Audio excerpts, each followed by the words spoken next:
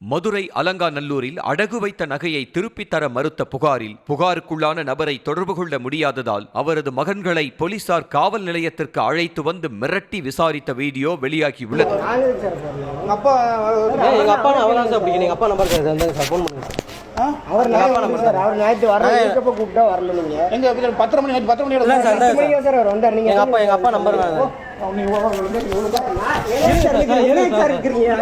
வெள்ளையம்மாள் என்பவரிடம் அவரது மருமகன் ஆண்டிச்சாமி 3 சவரன் நகையை வாங்கி அடகு வைத்ததாக கூறப்படுகிறது. அதை அவர் திருப்பி தராததால் 2 மாதங்களுக்கு முன்னர் வெள்ளையம்மாள் புகார் அளித்ததை அடுத்து நகையை திருப்பி தர ஆண்டிச்சாமி அவகாசம் கேட்டுள்ளார். அதன் பிறகு அவரை தொடர்பு கொள்ள முடியாததால் அவரது மகன்கள் யுவராஜ், தர்மராஜிடம் போலீசார் விசாரித்துள்ளனர்.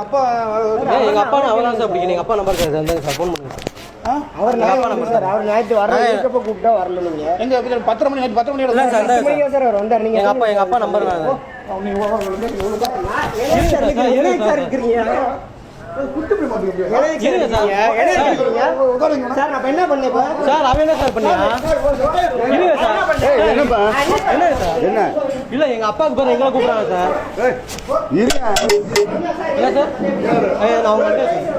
இந்த பையனோட அண்ணன்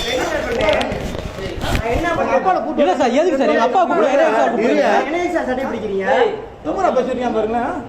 இல்ல சார் எங்க அப்பாவுக்கு போன் பண்ணுங்க சார். என் பேர் தான் இருக்கு. செய்திகளை உடனுக்குடனும் துல்லியமாகவும் தெரிந்து கொள்ள சப்ஸ்கிரைப் பண்ணுங்க.